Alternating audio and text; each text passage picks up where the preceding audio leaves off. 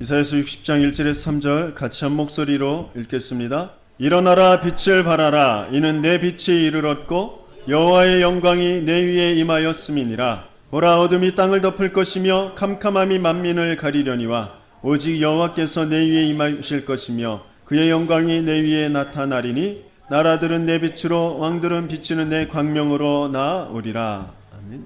61장 1절에서 3절입니다.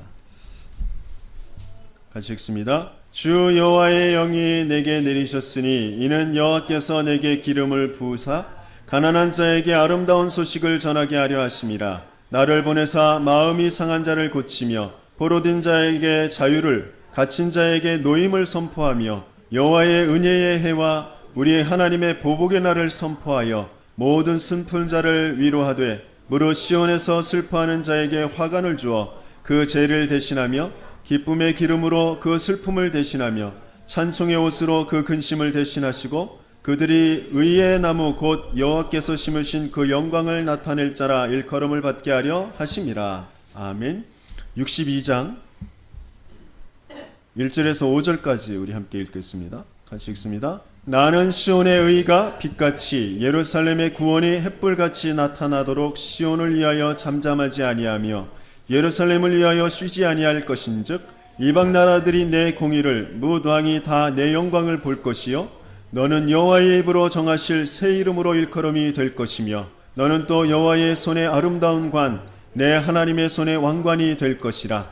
다시는 너를 버림받은 자라 부르지 아니하며 다시는 내 땅을 황무지라 부르지 아니하고 오직 너를 헵시바라 하며 내 땅을 뷸라라 하리니 이는 여호와께서 너를 기뻐하실 것이며 내 땅이 결혼한 것처럼 될 것임이라. 마치 청년이 처녀와 결혼한 같이 내 아들들이 너를 취하겠고 신랑이 신부를 기뻐함 같이 내 하나님이 너를 기뻐하시리라.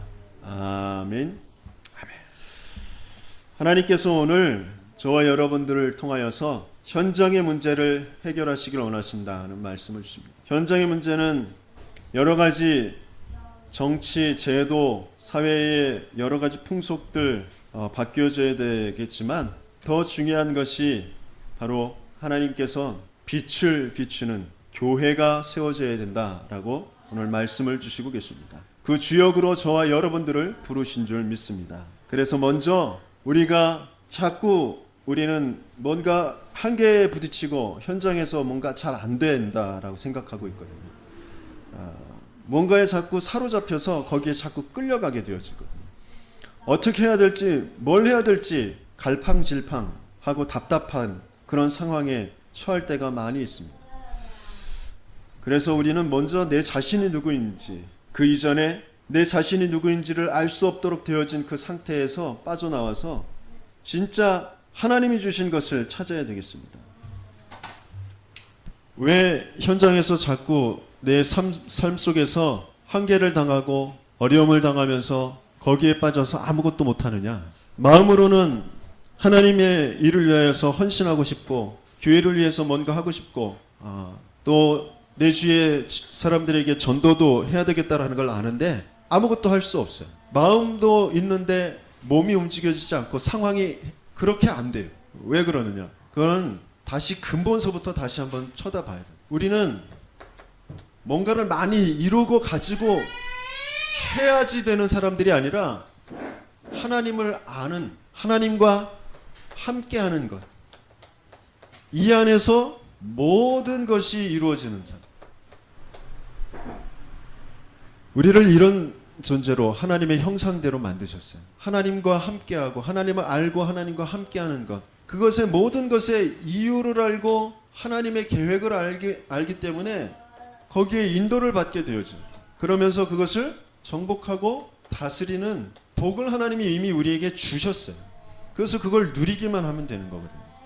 그런데 이걸 몽땅 잃어버렸습니다. 현장에서 왜 한계를 당하고 뭔가 답답하고 이것도 해야 되고 저것도 해야 되고 이것도 하고 싶고 저것도 하고 싶은데 안 되고 그런 쪽에 자꾸 들어가느냐? 지금 근본의 문제가 지금 생긴 거예요. 지금 돈이 없는 게 문제가 아니고 남편과 아내가 지금 내가 뭔가 지금 무능에 빠져 있는 그 자체가 문제가 아니고 뭔가 안 되는 게 문제가 아니고 내가 지금 하나님을 떠나 있는, 하나님을 모르고 있어요.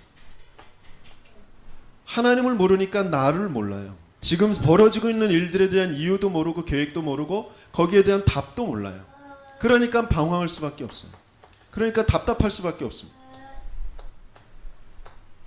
그런데 이 방황하고 답답한 걸 하나님 떠나 있고 하나님 모르니까 다른 것으로 풀어요.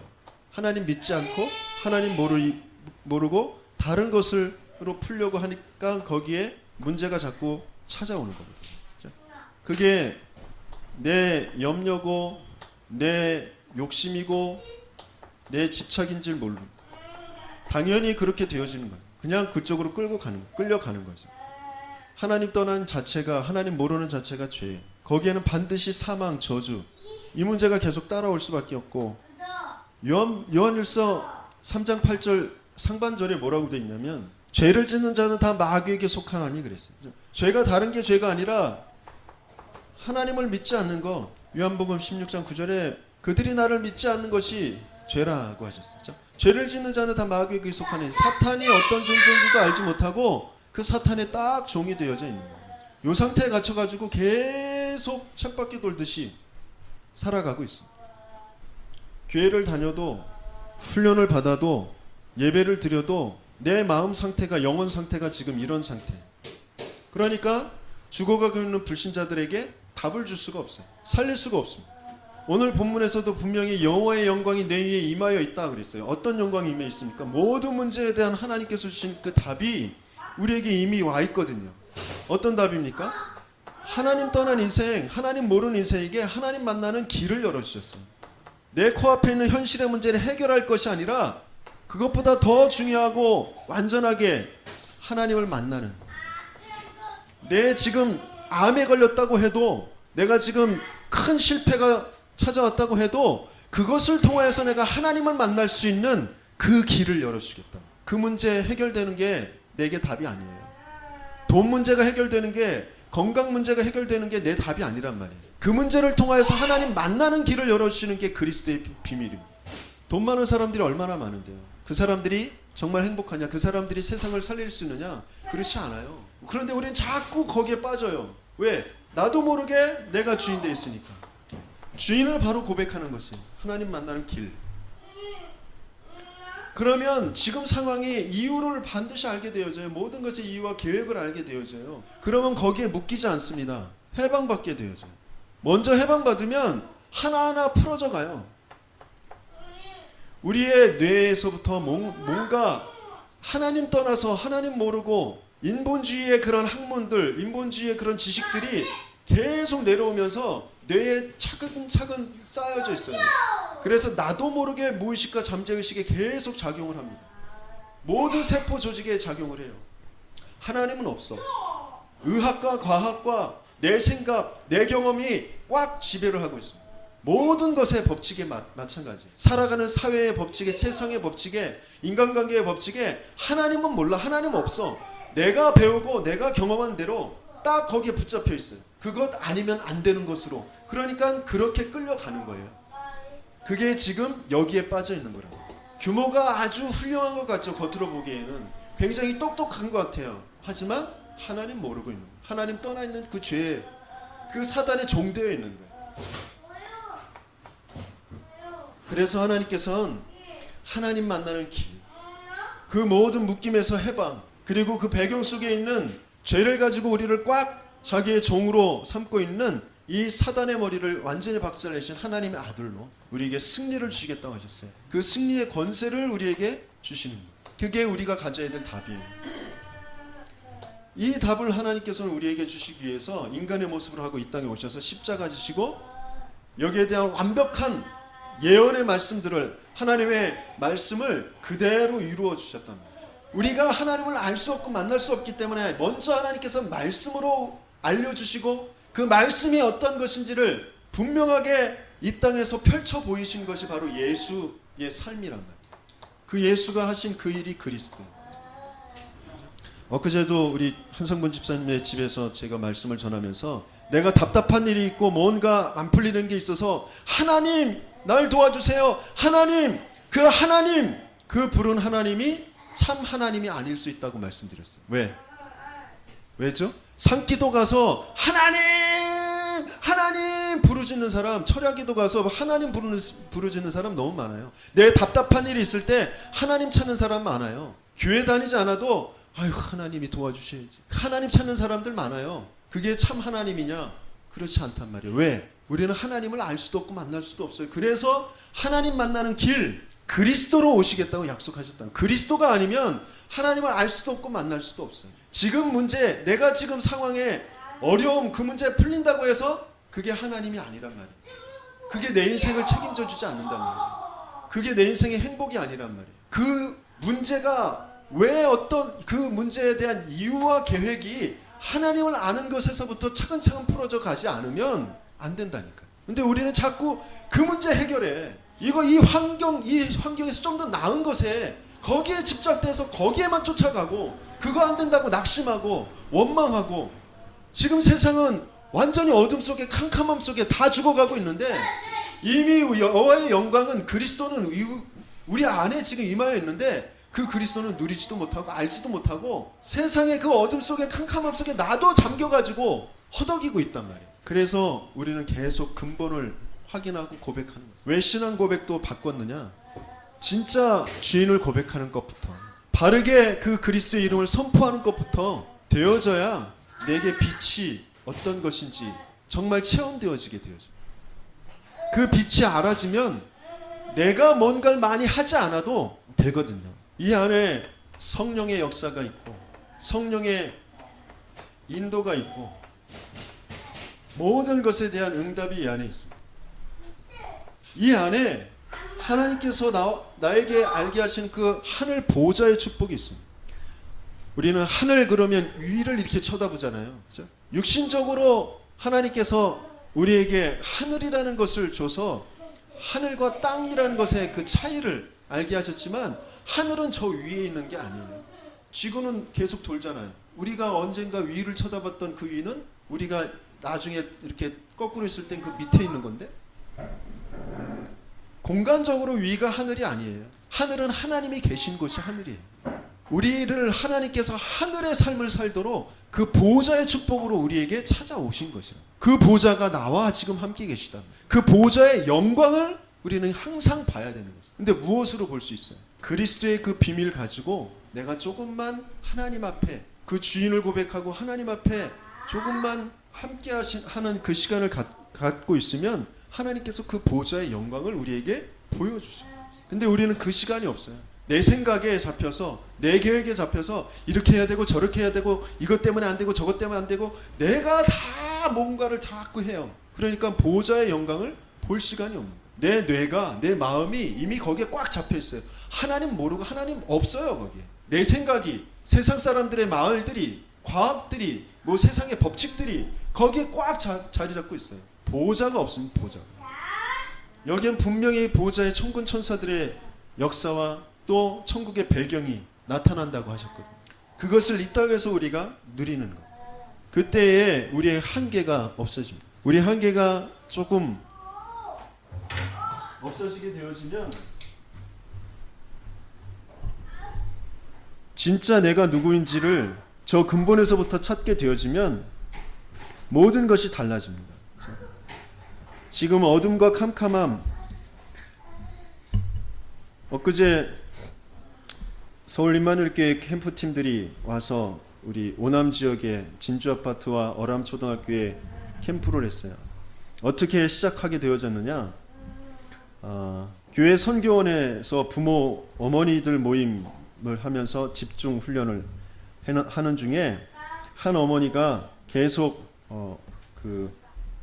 기도하면서 연결되어졌던 그 자기 동생, 그 자기 동생이 이 진주 아파트에 산다는 거예요. 근데 자기 동생은 알코올 중독, 그 남편은 도박 중독, 그 밑에 아이는 조카는 자살 충동에 항상 시달리고 있는 그런 상태라는 거죠. 그래서 그 동생하고 그 복음을 전하고 그런데 잘 만남도 이제 알코올 중독이니까 이제 만남이 잘 안 되어지고 그래서 이제 그 조카하고 말씀 운동을 하고 그러다가 이제 그 진주 아파트 그 현장이 이제 보여지는 것이죠. 그 알코올 중독 동생을 통하여서 도박 중독 그 제부를 통하여서 듣는 소식이 그 지역에 그런 사람들이 많다는 거예요. 자기 친구들 중에도 그 지역에 자살한 사람이 2명이나 있다고 그러는 거예요. 그런 소식을 들으면서 여기에 빛을 비춰야 되겠다. 그러면서 이제 캠프를 계획하게 되어졌어요. 그 재앙 속에 중독증이라는 것 속에 시달리는 사람들, 그 안에서 또 굉장한 상처로 더 큰 재앙으로 죽어가고 있는 후대들, 그들을 살려야 되겠다. 지금 세상은 어둠과 캄캄함 속에 빠져서 허덕이고 있습니다. 굉장히 발전해 가는 것 같지만 저 전문인들, 엘리트들은 엘리트 나름대로, 저 화려하게 빛나고 있는 연예인들은 연예인 나름대로, 정치인들은 정치인 나름대로, 경제인 나름대로 굉장한 고통 속에, 영적인 그런 고통 속에, 정신적인 고통 속에 지금 헤매이고 있습니다. 그 답을 찾으려고 무속인들, 지금 이 근방에 사주, 타로 카페가 굉장히 급성장하고 많이 생겼어요. 왜 그렇습니까? 찾는 사람들이 많으니까. 그 점술 무속집, 이제 그런 집은 이제 젊은 사람들이 찾아가기가 좀 그렇잖아요. 그러니까 젊은 애들이 카페 형식으로 그것을 찾는 거예요. 거기에서 뭔가 재미라고 생각하면서 거기에서 뭔가 이렇게 답을 찾는 거죠. 남친 여친 와가지고 우리 궁합이 맞는지 앞으로 어떻게 될지 뭐 그런 것들을, 미래에 대해서 지금 내가 공부하는 것 앞으로 어떻게 될지 그런 것들에 대해서 타로 좀 치는 거예요.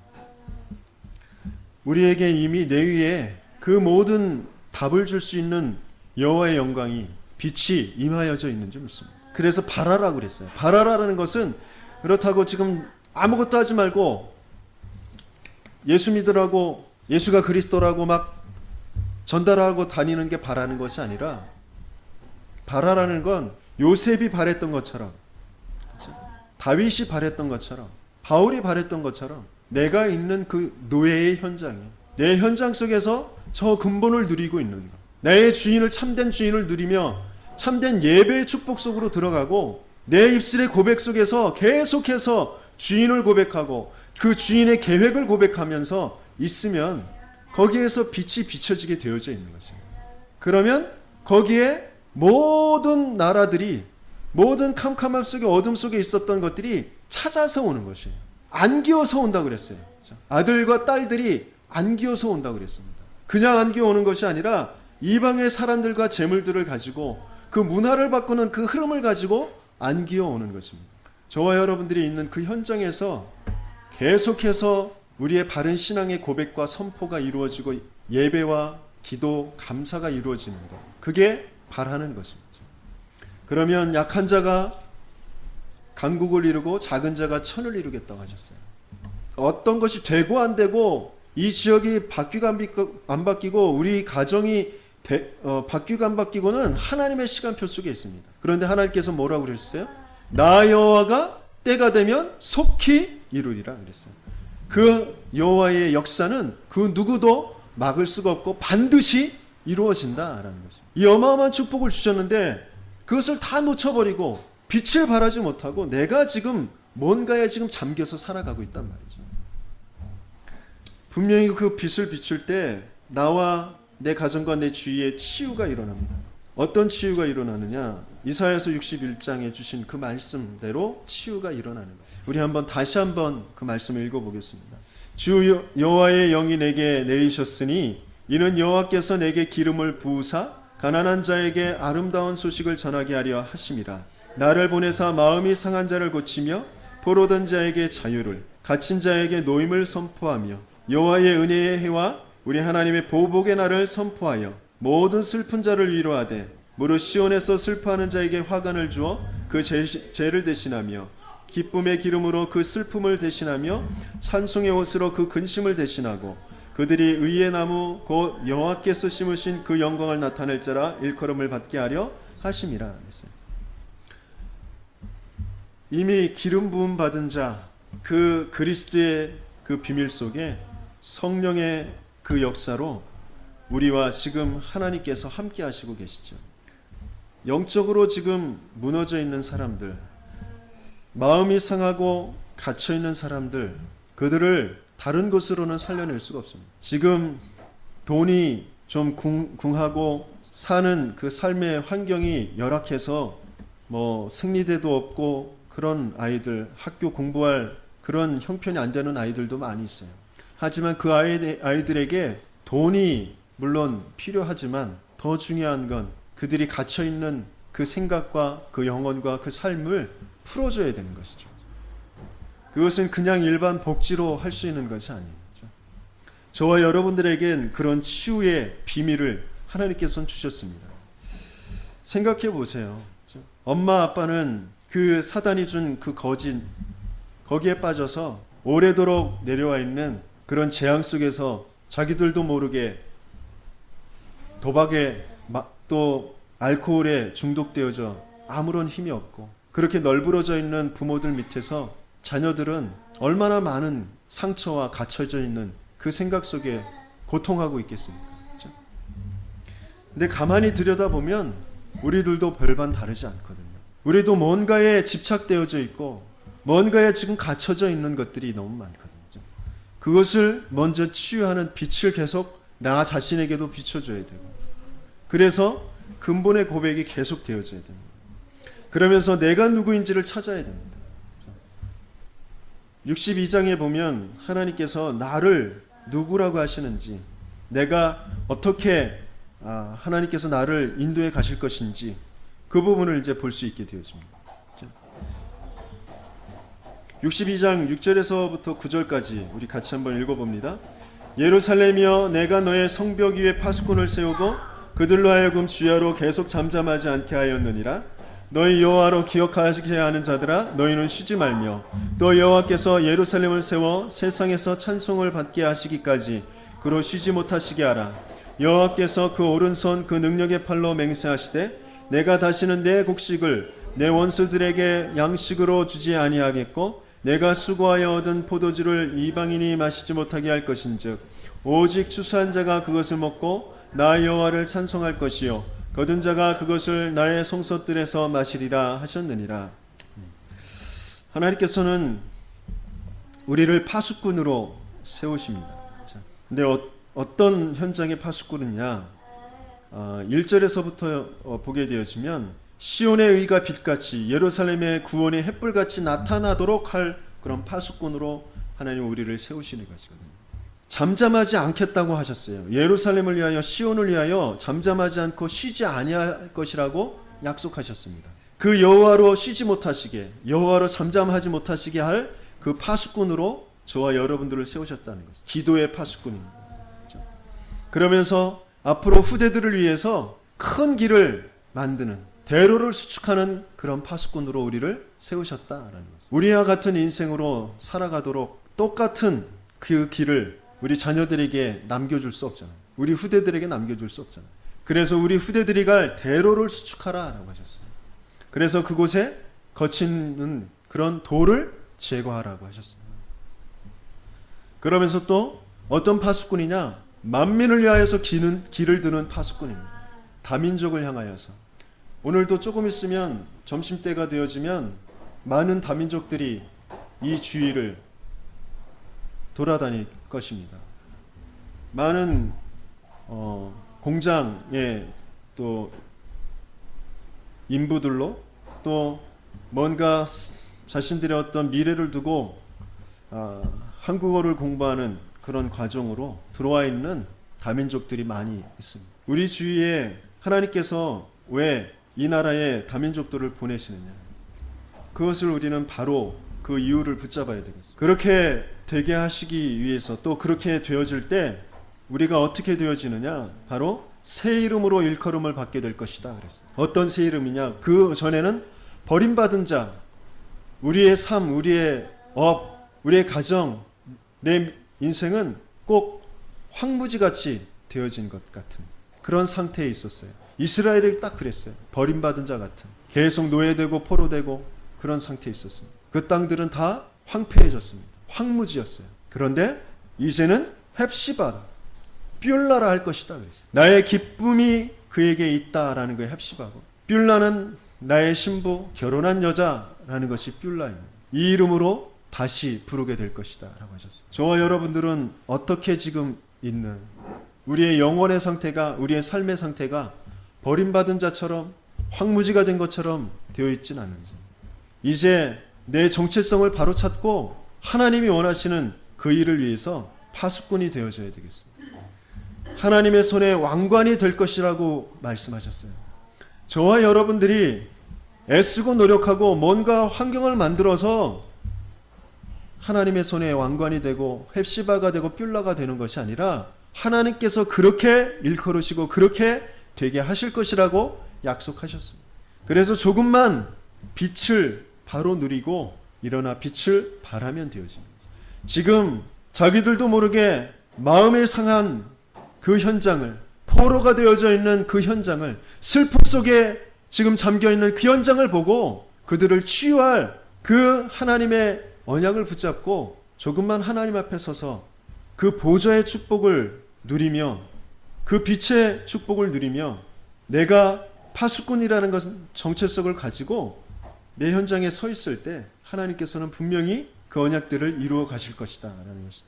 그 언약을 아는 자들을 통하여서 하나님은 시대의 모든 재앙들을, 그 현장의 문제들을 해결하시고 하나님의 역사를 나타내 보이셨습니다.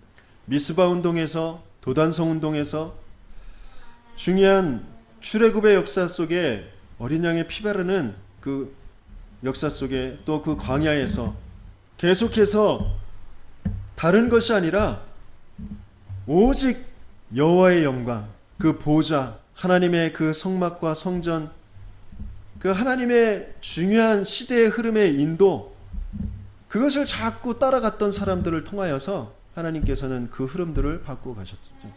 지금 전 세계의 모든 사람들에게 복음이 전달되어지기 위해서 세계복음화를 위해 1천만 제자가 세워질 것을 기도하고 있고요.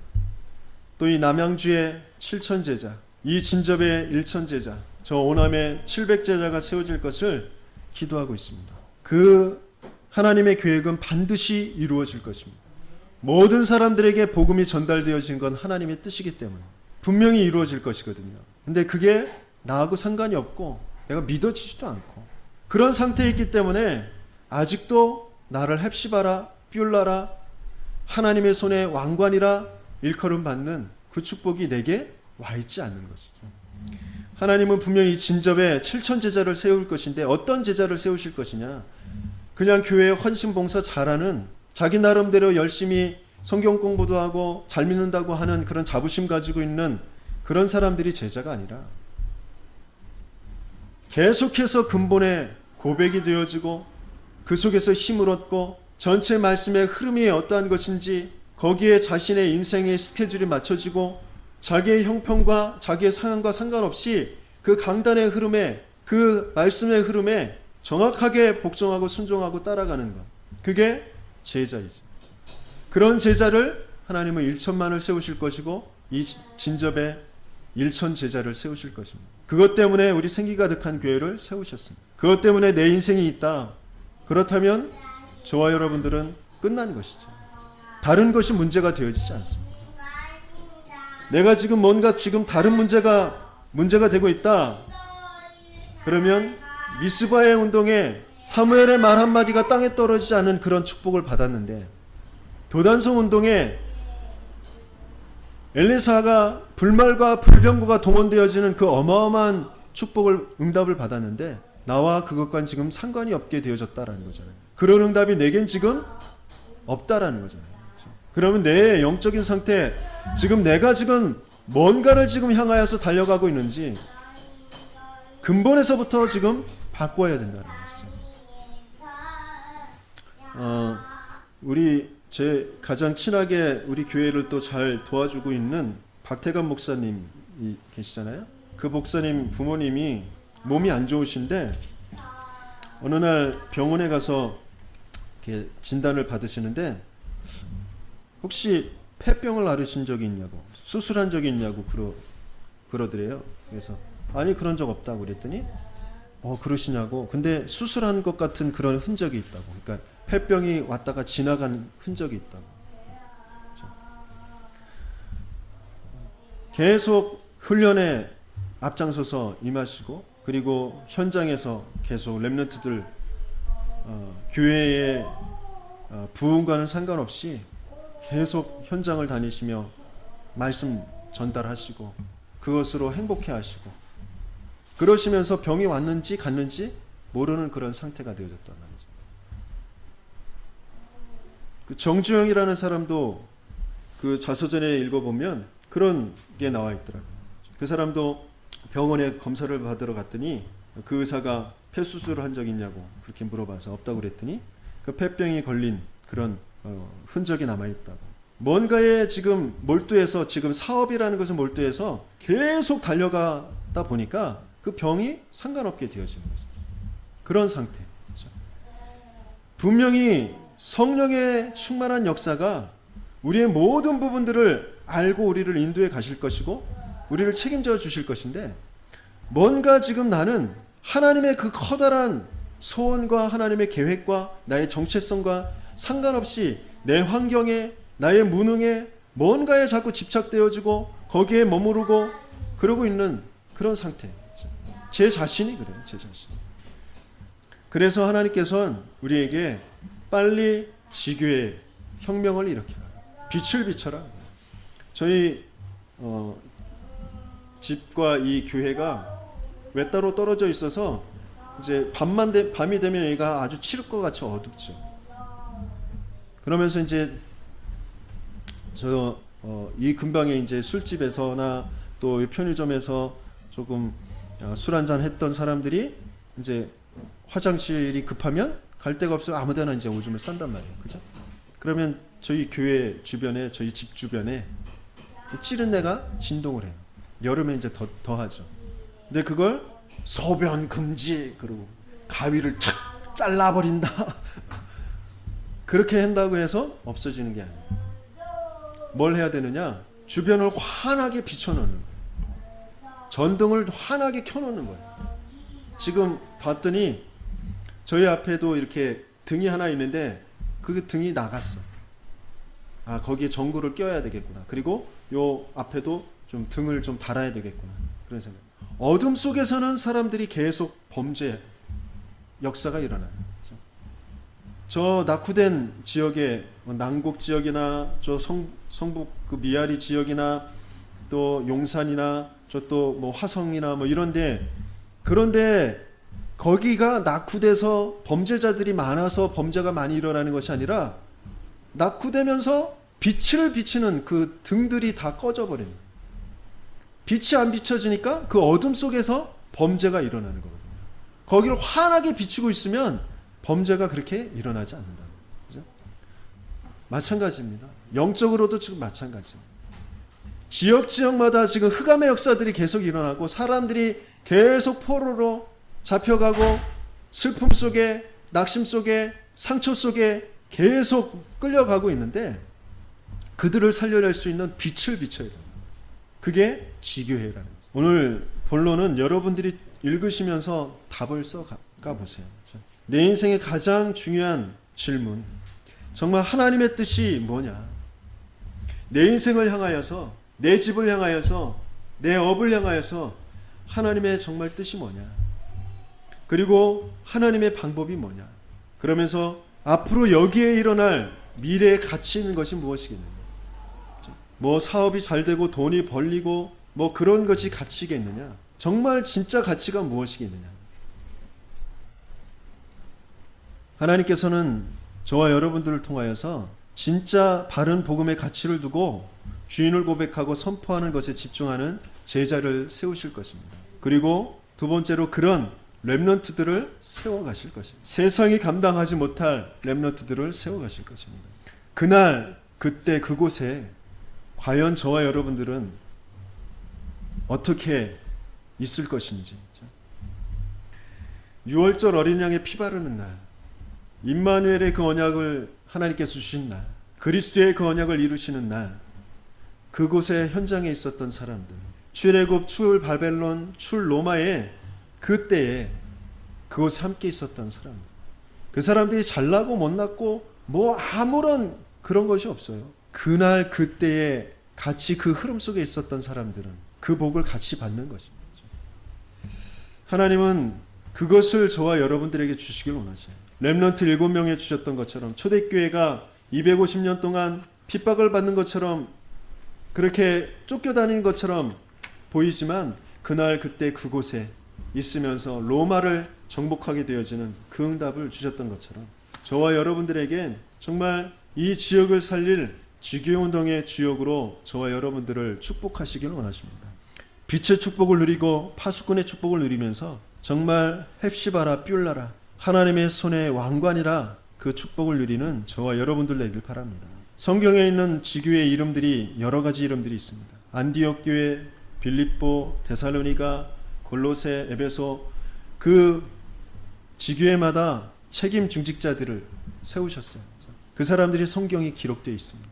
또 이름 없이 빛도 없이 곳곳에 지교회로 자신들의 가정을 내놓고 그 지역을 살리는 그 복음운동에 앞장서서 순교에 당했던 많은 사람들이 있습니다. 근데 그것이 지금 다 끊어졌죠. 그래서 그 성경에 있던 지교회의 현장들 지금 뭐가 돼 있냐? 그냥 관광지로 돼 있어요. 그 지역에 무슬림들이 그 무슬림 나라가 그 지교회 현장 그 국토를 점령하고 있고요. 지속되어지지 않으면 그 빛이 비춰지는 게 지속되어지지 않으면 어느 날 우리도 모르게 그렇게 되어지는 것이죠. 저와 여러분들의 집, 저와 여러분들이 있는 그 지역에 과연 로마서 16장의 인물들 같이 성경에 있는 그런 지역을 살렸던 그런 교회의 이름들과 같이 빛나는 그런 이름의 주역들이 되어지길 예수님으로 축원합니다. 그러기 위해서 우리가 정말 치유해야 될 것. 내가 먼저 말씀의 흐름 속에 들어가야 되거든요. 하나님은 지금 말씀을 이루시고 계시기 때문에 이 말씀의 흐름 속에 들어가지 않으면 치유가 되어지지 않아요. 나 혼자 열심을 가지고 뭐 기도를 하고 뭔가를 한다고 해서 되어지는 것이 아닙니다. 말씀의 흐름 속으로 들어가시는 거예요. 그러면서 기도의 흐름이 있어요. 내가 하는 기도 그거 가지고 40일 금식 기도하고 기도원에 올라가서 기도하고 그게 기도하는 것이 아니라 기도의 흐름이 있습니다. 말씀의 흐름 속에 그 언약을 붙잡은 기도의 흐름이 있어요. 그 흐름 속에 들어가지 않으면 내 가정을 살려내고 내 주위를 살려내야 되는데 살려낼 수가 없습니다. 이제 하나님의 말씀 성취, 기도응답, 구원의 역사 속에 그 가진 것, 본 것을 나누는 그 전달하는 증인의 흐름 속으로 들어가는 저와 여러분들 되길 바랍니다. 그래서 우리 한 사람이면 됩니다. 한 현장이면 모든 현장을 살릴 수 있는 하나님의 역사가 시작되어집니다. 그리고 나의 업 가지고 또 한 나라를 살리는 그런 응답을 하나님께서 분명히 주실 줄 믿습니다. 그래서 정말 치유의 주역들이 되어지고 모델이 되어지고 정말 현장의 문제, 현장의 범죄들, 영적인 그런 재앙들을 막는 지교회의 혁명의 주역들이 되시는 저와 여러분들 되길